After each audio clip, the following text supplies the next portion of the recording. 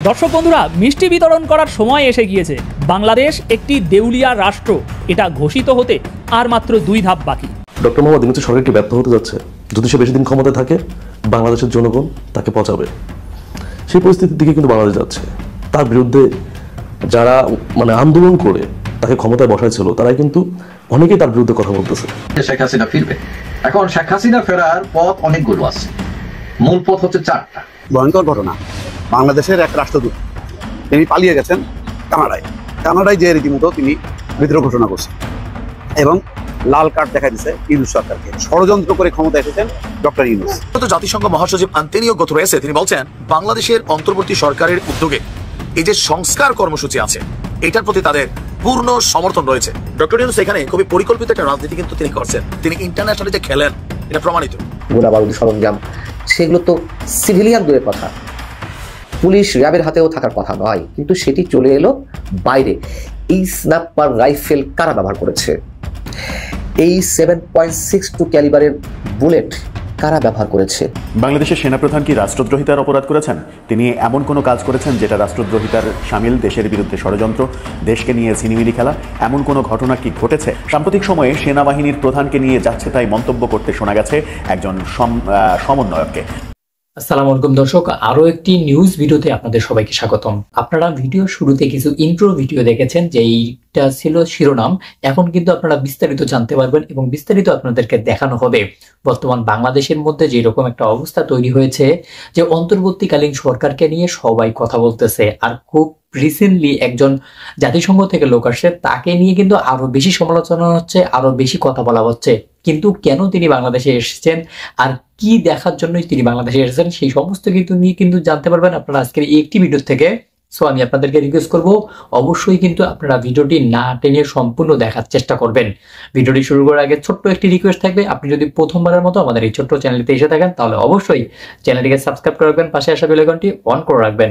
So দর্শক, আর কথা না বাড়িয়ে সর্বপ্রথম আমরা কিছু ইম্পর্টেন্ট ভিডিও ক্লিপ দেখে নেব, যেই ভিডিওগুলো ক্লিপ থেকে আপনারা বুঝতে পারবেন এবং জানতে পারবেন। আসসালামু আলাইকুম। বিশ্ব মঞ্চে মোটামুটি ভালোই সাপোর্ট দেখাচ্ছেন ডক্টর ইউনূস। আপনারা জানেন যে আজকে বাংলাদেশে আমাদের জাতিসংঘের মহাসচিব আন্তোনিও গুতেরেস তিনি বাংলাদেশ সফরে এসেছেন। রোহিঙ্গা ইস্যু থেকে শুরু করে বিভিন্ন বিষয়ে সরকারের সাথে কথা বলেছেন, কাজও করেছেন। ইফতারের দৃশ্য আমরা দেখেছি। তবে এই সকল কিছুর ফাঁকে ডক্টর মোহাম্মদ ইউনূসকে একটা বড় ধরনের সাপোর্ট দিয়ে গেছেন। আর আগামী দিনে নির্বাচন ইস্যুতে যে সংস্কার বিষয়টা এক ধরনের বিতর্কেই আমরা দেখছি, বিএনপি বা অন্যান্যদের বক্তব্যের মাধ্যমে একটা পয়েন্ট হয়ে গেছে যে সংস্কার হবে নাকি হবে না, কতদিন হবে, এই সংস্কার আদৌ দরকার কিনা। নানান বক্তব্য, মত দ্বিমত, পার্থক্য কিন্তু আমরা দেখছি। এটা নিয়ে রাজনৈতিক একটা উত্তেজনা আছে। তবে আন্তর্জাতিক মহল কি বলছেন?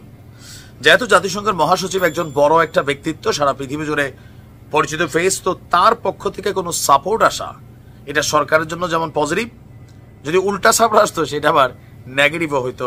চলুন দেখি। সফররত জাতিসংঘ মহাসচিব আন্তোনিও গুতেরেস তিনি বলছেন, বাংলাদেশের অন্তর্বর্তী সরকারের উদ্যোগে এই যে সংস্কার কর্মসূচি আছে, এটার প্রতি তাদের পূর্ণ সমর্থন রয়েছে।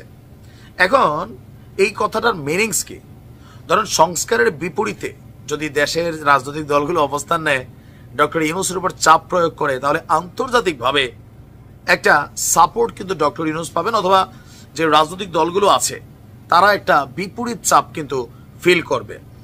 জাতিসংঘ মহাসচিব আপনার ডক্টর ইউনূসের সাথে সাক্ষাৎকার করেছেন। সেখানে এই মুহূর্তে বাংলাদেশ নিয়ে তার চিন্তাভাবনা, তার অবস্থান এবং কি টোটাল তার সরকারের পজিটিভ নেগেটিভ সকল কিছুই তিনি আপনার সংক্ষিপ্তভাবে প্রকাশ করেছেন।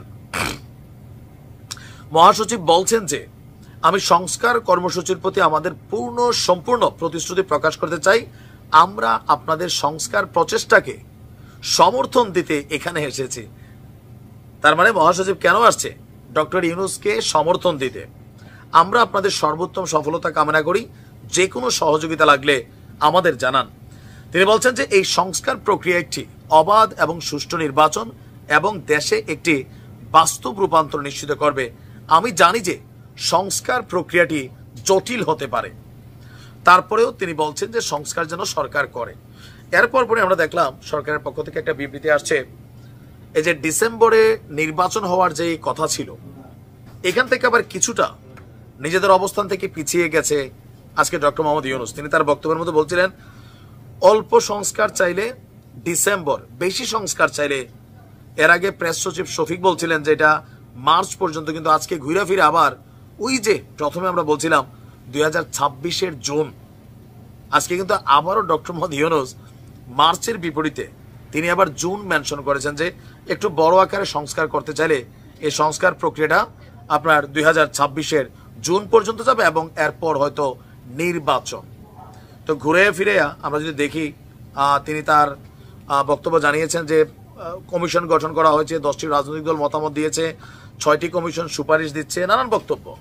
তো নানান বক্তব্যের মাঝে তিনি বারবার দুইটা জিনিস এখানে কানেক্ট করার চেষ্টা করছেন, সংক্ষিপ্ত, বৃহৎ। আগামী দিনে বাংলাদেশ যদি সিস্টেমে না চলে তাহলে রাজনৈতিক দল বিএনপির উপরে এই প্রভাবটা আসবে। ডক্টর ইউনূস এখানে খুবই পরিকল্পিত একটা রাজনীতি কিন্তু তিনি করছেন। ধরেন এই সংস্কারটা হইল না, পরে দেখা গেল সিস্টেম হইল না, বাংলাদেশ ঠিকমতো চললো না, তখন তিনি বলবেন ভাই আমি তো বলছিলাম যে একটু বড় আকারে সংস্কার করো, বিএনপি তো মানে নাই, নির্বাচনের লেগে তাড়াহুড়া দিছে, রাজপথে নামার হুঁশিয়ারি দিচ্ছে কিন্তু বিএনপি যে আমরা জানি কেমনে সরকার ক্ষমাইতে হয়, নানান ধরনের বক্তব্য দিচ্ছে, সরকারের উপর চাপ প্রয়োগ করছে। সো টোটাল দোষটা বিএনপির ঘাড়ে গিয়া পড়বে।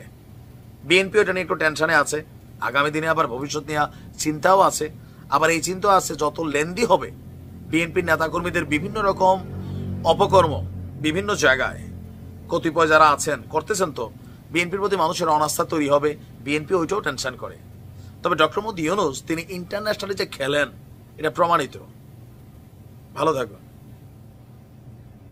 গতকাল দ্য টাইমস অফ ইন্ডিয়াতে একটা নিউজ হয়েছে, প্রধানমন্ত্রী শেখ হাসিনা তিনি প্রধানমন্ত্রী হিসাবেই বাংলাদেশে ব্যাক করবেন, ফিরে আসবেন। সেটা নিয়ে বাংলাদেশ আওয়ামী লীগের একটা নেতা, তিনি হয়তো বা যুক্তরাষ্ট্র প্রবাসী, যুক্তরাষ্ট্রের আওয়ামী লীগের সহসভাপতি হতে পারেন, কেউ একটা নাম আমার এই মুহূর্তে মনে পড়ছে না, তিনি বলেছেন যে বাংলাদেশের মাননীয় প্রধানমন্ত্রী সাংবিধানিকভাবে সংবিধান অনুযায়ী তিনি এখনো বাংলাদেশের রানিং প্রধানমন্ত্রী, তিনি পদত্যাগ করেন নাই, সেই ক্ষেত্রে তিনি বাংলাদেশে প্রধানমন্ত্রী হিসেবে ফিরবেন এবং সুখুর মোহাম্মদ ইউনূসের যে অন্তর্বর্তীকালীন সরকার, যেটার কোনো সাংবিধানিক বৈধতা নাই, যেটার কোনো আইনি বৈধতা নাই, এই সরকারের প্রত্যেকটা কুশীলবের বিরুদ্ধে তিনি বিচার করবেন, যারা গত 7 মাস যাবত দেশটাকে একটা নরকে পরিণত করেছেন, একটা নৈরাজ্যের ইতিহাস সৃষ্টি করেছে সারা দেশব্যাপী, তাদেরকে তিনি বিচারের আওতায় আনবেন, প্রত্যেকের বিচার করবেন। এই ধরনের কথা সামাজিক যোগাযোগ মাধ্যমে যখন টাইমস অফ ইন্ডিয়া তাদের ফেসবুক পেজ এবং তাদের ওয়েবসাইট থেকে প্রকাশ করে, বাংলাদেশের অনেকগুলো মিডিয়া, কালবেলা থেকে শুরু করে 21 টিভি থেকে শুরু করে অনেক পত্রিকা, অনেক মিডিয়া, যেগুলো আর কি প্রথম শ্রেণীর দালাল হিসেবে বর্তমানে বাংলাদেশে কাজ করতেছে কিন্তু সরকার হয়ে, এরা ফলো আকারে প্রকাশ করেছে। প্রধানমন্ত্রী হিসাবে ফেরার বার্তা দিলেন শেখ হাসিনা, জানালেন তার দলীয় নেতা, এ ধরনের বিভিন্ন নিউজ হয়েছে। সেটা আমার মুখ্য বিষয় না, তবে আমার মুখ্য বিষয় তখন মাত্র টাইমস অফ ইন্ডিয়া, দেখেন দ্য টাইমস অফ ইন্ডিয়া কিন্তু আন্তর্জাতিক মানের পত্রিকা এবং ইন্ডিয়ার অর্থাৎ ভারতবর্ষের একটা বৃহৎ পত্রিকার মধ্যে অন্যতম। এই পত্রিকা কখনো ভুয়া বাকওয়াজ নিউজ প্রকাশ করে না। এটা আজ তাক বাংলা নয়, কোনো তথাকথিত ইউটিউব চ্যানেল নয় যে তারা মিথ্যা কথা বলে টিআরপি বাড়বে, এটা তাদের পক্ষ থেকে যায় না। তো সেই জায়গা থেকে বাংলাদেশের পত্রিকা থেকে শুরু করে বাংলাদেশের বিভিন্ন যে ইউনিট সরকারের কুশীলব রয়েছে তারাও বুঝে গিয়েছে যে টাইমস অফ ইন্ডিয়াতে একটা নিউজ প্রকাশিত হওয়া মানে সেটার নিশ্চয়ই কোনো না কোনো গ্রহণযোগ্যতা রয়েছে। এখন এই নিউজ প্রকাশ হওয়ার পর মাথা নষ্ট হয়ে গিয়েছে কিন্তু সরকারের উপদেষ্টা পরিষদ থেকে শুরু করে সমন্বয়কারী থেকে শুরু করে বাংলাদেশের তথাকথিত জুলাই বিপ্লব, জুলাই চিটিং বিপ্লবে যারা কুশীলব ছিল, যারা ইউএসএআইডি টাকা খেয়েছে, যারা পাকিস্তান এম্বাসিতে গিয়ে হাজিরা দিয়েছে, যারা ইউএস এম্বাসিতে গিয়ে হাজিরা দিয়েছে, এবং পিনাকি থেকে শুরু করে ইলিয়াসেরদের মাথা নষ্ট হয়ে গেছে। পিনাকি সেই জুলাই আগস্টের চিটিং বিপ্লবের ভিডিও পুনরায় দেখাচ্ছেন, ইলিয়াস বিভিন্ন ধরনের উস্কানিমূলক স্ট্যাটাস দিয়ে যাচ্ছেন, প্রথম আলো ডেইলি স্টারের বিরুদ্ধে লেগেছেন, একটা মেসাকার পরিস্থিতি সৃষ্টি হয়েছে। আমার কথা হচ্ছে একটা নিউজ, শুধুমাত্র একটা পত্রিকার একটা নিউজের মধ্যে যদি এদের এ ধরনের প্রতিক্রিয়া সৃষ্টি হয়, এরা যদি এতটা ভয় পায়, এতটা শঙ্কিত হয়, এতটা আতঙ্কে থাকে, সত্যিকার অর্থে যদি মাননীয় প্রধানমন্ত্রী শেখ হাসিনা বাংলাদেশে প্রবেশ করেন, কোনো একটা রাত, মধ্যরাত, সবাই ঘুমাচ্ছে, হ্যাঁ, সেই ঘুমের মধ্যে হঠাৎ সাইরেনের আওয়াজ, সেই হঠাৎ করে সবাই জানতে পারলো মাননীয় প্রধানমন্ত্রী শেখ হাসিনা তিনি ঘোষণা দিয়েছেন আগামীকাল তিনি বাংলাদেশে প্রবেশ করবেন, সেই ক্ষেত্রে যমুনায় কি ডক্টর মোহাম্মদ ইউনূস ঘুমাতে পারবে, নাকি ডক্টর মোহাম্মদ ইউনূস যমুনায় তার হার্ট অ্যাটাক হয়ে যাবে, এটা সময় আসলে আমরা বুঝতে পারবো। তবে শেখ হাসিনা না, আমি কাফি হ্যাঁ, আমি একটা কথা বলেছি সবসময়, শেখ হাসিনা এমন একটা ব্যক্তি, বাংলাদেশের কোন মাফিয়াকে, কোন বদমাইশকে কোথায় রাখতে হবে, কাকে কি ওষুধ দিতে হবে, কাকে কি মেডিসিন দিতে হবে, সেটা একমাত্র মাননীয় প্রধানমন্ত্রী শেখ হাসিনা জানেন। আমি স্পষ্টভাবে নির্দ্বিধায় একদম অকপটে বলতেছি, শেখ হাসিনার অবর্তমানে বাংলাদেশকে সুস্থ স্বাভাবিকভাবে পরিচালনা করার সামর্থ্য কোনো রাষ্ট্রপ্রধানের নাই। সেটা না তারেক রহমানের আছে, না খালেদা জিয়ার ছিল, না মেজর জিয়ার ছিল, কারণ নাই। শেখ হাসিনা কিছু কিছু ক্ষেত্রে, মাননীয় প্রধানমন্ত্রী শেখ হাসিনা কিছু কিছু ক্ষেত্রে বঙ্গবন্ধু শেখ মুজিবকেও ছাড়িয়ে গেছেন। আপনারা হয়তো বলতে পারেন আমি খুব বেশি বাড়িয়ে বলছি না, আমি বেশি বাড়িয়ে বলছি না, আপনারা একটু ঠান্ডা মাথায় ভেবে দেখবেন, কিছু কিছু ক্ষেত্রে মাননীয় প্রধানমন্ত্রী শেখ হাসিনা বঙ্গবন্ধু শেখ মুজিবকেও ছাড়িয়ে গিয়েছেন। কারণ তার বিচক্ষণতা, তার কূটনৈতিক মেধা, তার কূটনৈতিক প্রজ্ঞা, তার রাষ্ট্র পরিচালনার ক্ষেত্রে যে ধরনের অভিজ্ঞতা, গত 17 বছরের 18 বছরের একটা অভিজ্ঞতা, সেটা আপনারা খুব সহজেই এড়িয়ে যেতে পারবেন না, খুব সহজে ফেলে দিতে পারবেন না। তো শেখ হাসিনা ফিরবেন এবং উনি বাংলাদেশের জঙ্গিবাদ, মৌলবাদ, উগ্রবাদিতার এবং ইসলামিক রাজনৈতিক সন্ত্রাসবাদী যে জিহাদি গোষ্ঠী রয়েছে, যারা গত 7 মাসে দেশটাকে ধ্বংসের তার প্রান্তে এনে ঠেলে দিয়েছে, এবং এই পাকিস্তানি বেজন বা বীজ যারা এই মুহূর্তে বাংলাদেশে বসবাস করছে, যারা 71-এর পরাজিত শক্তি, তাদেরকে পুরোপুরি বাংলাদেশের মাটি থেকে শেকড় সহ উপড়ে ফেলতে হলে মাননীয় প্রধানমন্ত্রী শেখ হাসিনাকে বাংলাদেশে ফিরতে হবে, এবং উনি ফিরবেন এবং উনি প্রধানমন্ত্রী হিসাবে ফিরবেন। আমার যতটুকু বিশ্বাস, এখন সেটা সময়, প্রেক্ষাপট এবং বাংলাদেশের মানুষ সেটাকে কিভাবে গ্রহণ করে, বাংলাদেশের মানুষ তাকে কিভাবে দেখতে চায় বাংলাদেশে, সেটা তার উপর নির্ভরশীল। যতটুকু মনে হচ্ছে তিনি খুব শীঘ্রই বাংলাদেশে ফিরবেন।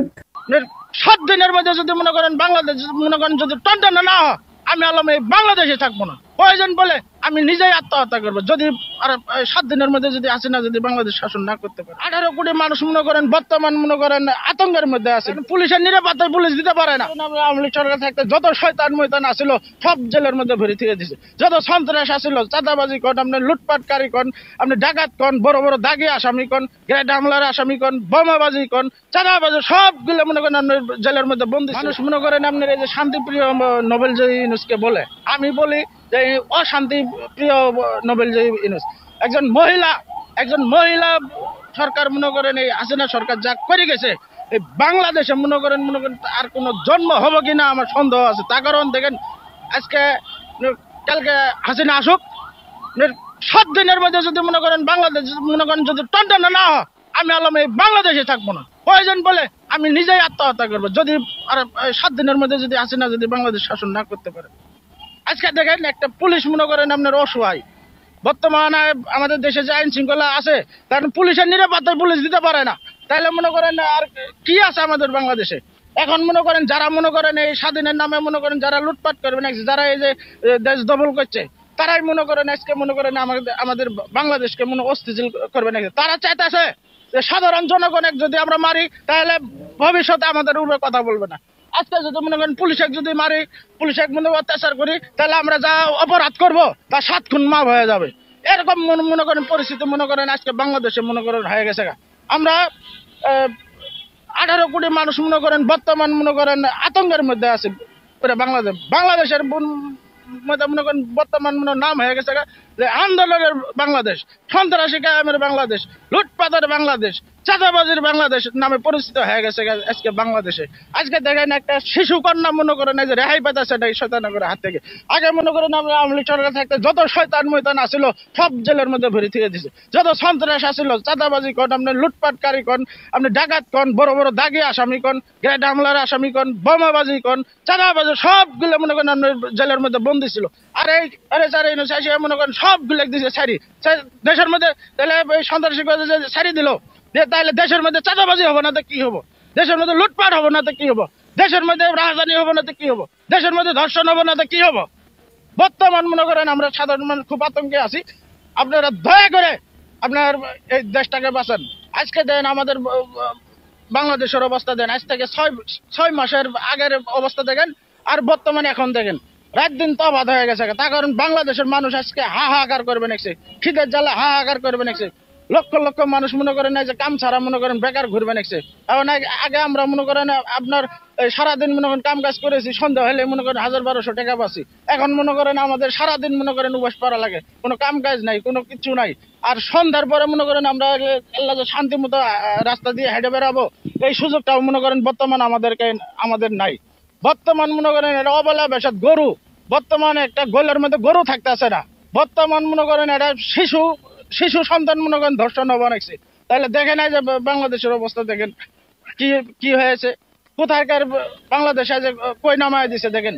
বর্তমান মনে করেন আমরা সাধারণ মানুষ পুরো আতঙ্কের মধ্যে আছি। আগে মনে করেন আপনার আওয়ামী লীগ সরকার থাকতে মনে করেন আপনার দেশের মধ্যে যে উন্নয়নটা হয়েছে, কারণ আমি যদি বলবো যে আমার 3 দিন লাগবে। একের পর এক নারীর ধর্ষণ, নিপীড়ন, খুন, হত্যাকাণ্ড আমরা দেখেছি, মহত্তন্ত্র আমরা দেখেছি।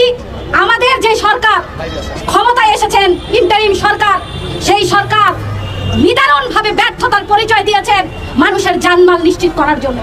আমরা বলতে চাই আজকে যে আওয়াজ উঠেছে, এই আওয়াজ নতুন কোনো আওয়াজ নয় যে নারীর যে নিরাপত্তা এটা সরকারকে দিতে হবে। আমরা বলতে চাই সরকারকে তার দায়িত্ব পালন করতে হবে। আমরা বলতে চাই প্রশ্ন রাখতে চাই আজকে যে এই ইন্টারিম ক্ষমতায় আসার পর কিভাবে পূজা যে ধর্ষণ হয়েছে তার সেই ধর্ষক কিভাবে জামিন পেয়ে যায়। আমরা প্রশ্ন রাখতে চাই, নুসরাত হত্যাকাণ্ডের পর সারা বাংলাদেশ আমরা তোলপাড় করেছিলাম, রাস্তায় নেমেছিলাম। সেই নুসরাতের ধর্ষণ এবং হত্যাকাণ্ডের সাথে সেই যে সংশ্লিষ্ট ওসি, সেই যে ওসি তারা ভিডিওটা প্রচার করেছিল, সেই ওসি কিভাবে জামিন পেয়ে যায়, আমরা এই ইন্টারিমের কাছে প্রশ্ন রাখতে চাই। আর প্রশ্ন রাখতে চাই, 7 মাস লাগলো এই কথা বলতে যে এই ধর্ষণ নারী নিপীড়নের বিরুদ্ধে জিরো টলারেন্স, এটা 7 মাস লাগলো যখন সারা বাংলাদেশের নারীরা, সাধারণ শিক্ষার্থীরা রাস্তায় নেমেছে, তখন আপনাদের মনে হয়েছে যে জিরো টলারেন্স।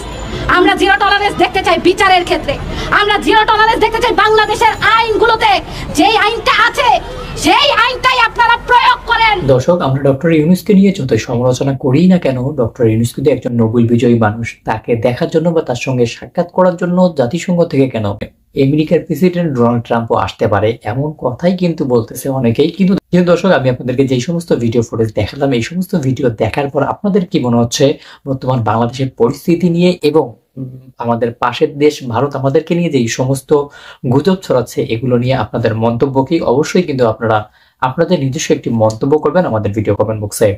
ভিডিওটি ছিল এতটুকুই, আবারও দেখা হবে নতুন কোনো ভিডিওতে নতুন কোনো টপিক নিয়ে।